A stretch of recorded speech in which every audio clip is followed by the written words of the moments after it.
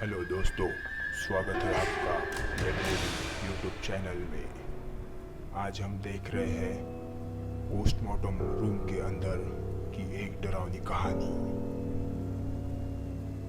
आज हम आपको पोस्टमार्टम रूम के अंदर की कुछ ऐसी सच्चाई के बारे में बताने जा रहे हैं जिसके बारे में आप सुनकर आपके होश उड़ जाएंगे।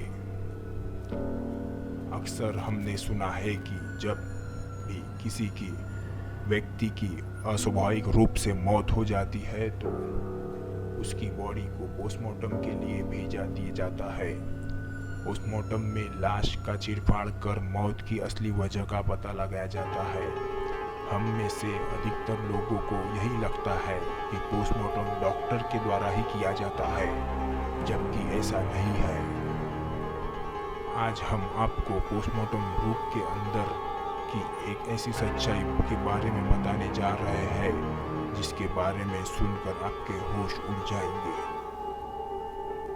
हम आपको उस शख्स के बारे में बताने जा रहे हैं जो पिछले कई सालों से पोस्टमार्टम रूम में काम कर रहा है। इस व्यक्ति का नाम बाबू भाई सिताबारा वाघेला है, जो अहमदाबाद के रहने वाले हैं। बाबू भाई अपना अनुभव बताते हुए कहते हैं कि उन्होंने ऐसे लाशों को देखा है जिसे यदि कोई सामान्य आदमी देख ले तो वो वही बेहोश होकर गिर जाएगा। बाबू भाई अपनी एक डायरी बनाई है जिसमें उन्होंने अपनी ज़िंदगी का कुछ ऐसा खास पोस्टमार्टम का वर्णन किया है। इस डायरी में उन्होंने अपनी साथियों के अनुभव के बारे में लिखा है। बाबू भाई अपने इस प्रोफेशन के पहले केस के बारे में बताते हुए कहते हैं कि राजकोट के पास पेड़क नाम के इलाके के सूखे कुएं में एक व्यक्ति की लाश पड़ी हुई थी। लाश लगभग 8 दिन पुरानी थी और इसमें कीड़े लग चुके थे। यह मेरा पहला मामला था। पोस्टमार्टम की तो बात दूर, लाश देखने के बाद मैं कई दिनों तक ठीक से खाना तक नहीं खा सका था। मैं जैसे ही खाना खाने बैठता मेरी आंखों के सामने वह तस्वीर आ जाती थी। पुलिस यह लाश एम्बुलेंस द्वारा स्ट्रेचर पर रख कर लाई थी, जिसे सीधे ही पोस्टमार्टम रूम में भेज दिया गया था। जब मैंने लाश के ऊपर से चादर हटाया तो देखा कि उसके चारों तरफ इल्लियां रेंग रही थी। उससे भी ज़्यादा मेरे लिए डरावनी बात यह थी कि यह सिर कटी लाश थी। सच कहूँ तो पहली बार पोस्टमार्टम करने में मेरे हाथ पांव थर थर काँप रहे थे। मेरी जिंदगी का यह एक ऐसा वाकया है जिसे मैं कभी भुला नहीं सकता। इसी तरह एक अन्य वाक्य का जिक्र करते हुए बाबू भाई कहते हैं कि कुछ साल पहले कच्छ से अहमदाबाद जा रही एक लग्जरी बस की एक मिनी बस से दुर्घटना से मौत हो गई थी।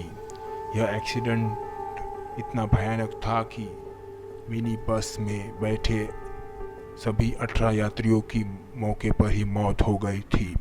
सभी शव को मोरबी से सिविल अस्पताल लाया गया। इतने शव को पोस्टमार्टम रूम में रखना संभव नहीं था, इसलिए पोस्टमार्टम यार्ड में रख कर ही किया गया था। एक के बाद एक 18 शव के पोस्टमार्टम के बाद का नज़ारा इतना भयानक था कि इसे शब्दों में बखान नहीं, संभव ही नहीं। अपनी बात को आगे जारी रखते हुए कि इसमें सबसे बुरी स्थिति तब आती है जब बच्चे का पोस्टमार्टम करना होता है। मासूम देहों पर छुरी हथौड़े चलाने की स्थिति हमारे लिए सबसे ज़्यादा कष्टदायक होता है। बता दें कि सामान्य पोस्टमार्टम रूम में प्रत्येक स्वीपर को 8 घंटे की ड्यूटी करनी पड़ती है। हालांकि कई बार उन्हें कई घंटों में भी काम करना पड़ता है। एक रिटायर कर्मचारी के अनुसार किसी भी स्वीपर के लिए सबसे भयानक स्थिति तब होती है जब 80% जली हुई लाश का पोस्टमार्टम करना होता है।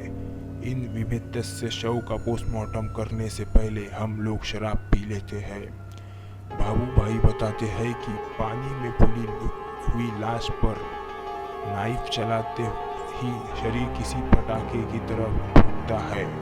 यदि शव कई दिनों तक पानी में पड़ा रहा हो तो उसकी स्थिति ऐसी हो जाती है कि आप यह भी नहीं पता लगा पा सकते कि वह लाश किस महिला की है या पुरुष का। इसकी पहचान करने के लिए सबसे पहले प्राइवेट अंगों का पोस्टमार्टम करना होता है। आपको बता दें कि बाबू भाई के पिता और दादा भी अपने ज़माने में यही काम करते थे। वाकई में पोस्टमार्टम रूम की यह सच्चाई रात को नींद को उड़ा देने वाली काफ़ी है। हेलो दोस्तों, हमारी कहानी कैसी लगी हमें कमेंट बॉक्स में बताएं और हमारे ब्लडी डेविल यूट्यूब चैनल को सब्सक्राइब करें। धन्यवाद।